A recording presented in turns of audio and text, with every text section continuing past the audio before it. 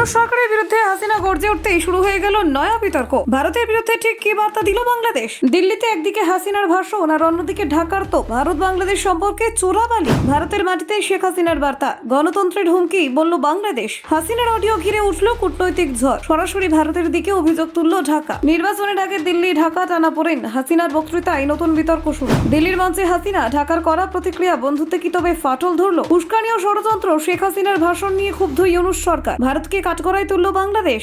দিল্লিতে অডিও বার্তা, ঢাকায় রাজনৈতিক বিস্ফোরণ, ভারতের ভূমিকা নিয়ে উঠল প্রশ্ন। হাসিনার বক্তব্যে ঢাকার বিস্ময় চরমে। দেখুন ঠিক কি ঘটল। ভারতে বসে বাংলাদেশের প্রাক্তন প্রধানমন্ত্রী শেখ হাসিনার সাম্প্রতিক এক বক্তৃতাকে ঘিরে তীব্র প্রতিক্রিয়া জানিয়েছে বাংলাদেশের অন্তর্বর্তী সরকার। দেশটির বিদেশ মন্ত্রক এই বক্তব্যকে বাংলাদেশের নিরাপত্তা, শান্তি এবং গণতন্ত্রের জন্য সরাসরি হুমকি বলে আখ্যা দিয়েছে।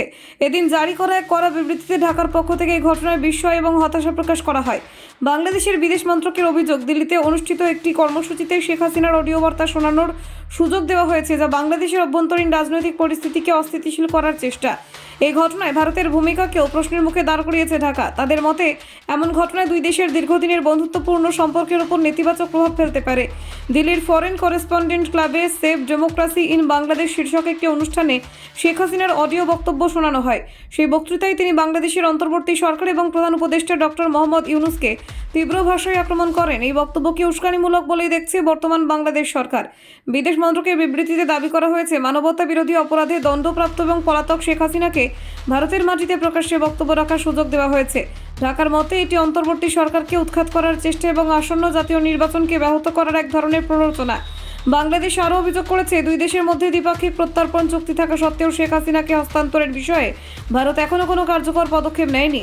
একাধিকবার আনুষ্ঠানিক অনুরোধ জানানো হলেও তার কোনো প্রতিফলন দেখা যায়নি বলে বিবৃতিতে উল্লেখ করা হয়েছে। ভারতের মাটি ব্যবহার করে বাংলাদেশের বিরুদ্ধে উস্কানিমূলক বক্তব্য দেওয়ার সুযোগ দেওয়া হচ্ছে বলে অভিযোগ তোলে ঢাকা। তাদের দাবি, এই ধরনের কার্যকলাপ এবং বাংলাদেশের গণতান্ত্রিক উত্তরণ, শান্তি এবং নিরাপত্তার পরিপন্থী এবং তা আঞ্চলিক স্থিতিশীলতার জন্য উদ্বেগজনক। বিদেশ মন্ত্রকের বিবৃতিতে স্পষ্ট ভাষায় জানানো হয়েছে, এই ধরনের আচরণ প্রতিবেশী সুলভ নয়। এর ফলে ভবিষ্যতে ভারত বাংলাদেশ দ্বিপাক্ষিক সম্পর্ক ঝুঁকির মুখে পড়তে পারে বলে সতর্ক করা হয়েছে। বিষয়টি নিয়ে কূটনৈতিক স্তরে অসন্তোষ যে গভীর, তা এই ভাষায় স্পষ্ট। ডক্টর মোহাম্মদ ইউনূসের নেতৃত্বাধীন অন্তর্বর্তী সরকারের দাবি, আওয়ামী লীগ নেতাদের এই ধরনের বক্তব্যই প্রমাণ করে কেন দলটির রাজনৈতিক কার্যক্রম নিষিদ্ধ করা হয়েছে। সরকারের মতে, এই সমস্ত বক্তব্য দেশে অশান্তি ছড়ানোর সম্ভাবনা তৈরি করছে। বিবৃতিতে আরও জানানো হয়েছে, নির্বাচনের আগে এবং নির্বাচনের দিন হিংসা ও সন্ত্রাসী কার্যক্রমে যুক্তদের বিরুদ্ধে কড়া ব্যবস্থা নেওয়া হবে। কোনো ধরনের বিশৃঙ্খলা বরদাস্ত করা হবে না বলে জানিয়ে দিয়েছে অন্তর্বর্তী সরকার। উল্লেখ্য, আগামী 12ই ফেব্রুয়ারি বাংলাদেশে জাতীয় নির্বাচন অনুষ্ঠিত হতে চলেছে। রাজনৈতিক কার্যক্রম নিষিদ্ধ থাকায় এই নির্বাচনে শেখ হাসিনার দল আওয়ামী লীগ অংশ নিতে পারছে না। এই প্রেক্ষাপটে দিল্লিতে তার অডিও বার্তাকে অত্যন্ত তাৎপর্যপূর্ণ বলে মনে করছেন রাজনৈতিক বিশ্লেষকরা। বক্তৃতায় শেখ হাসিনা বাংলাদেশকে গভীর খাদের কিনারায় দাঁড়িয়েছে বলে মন্তব্য করেন।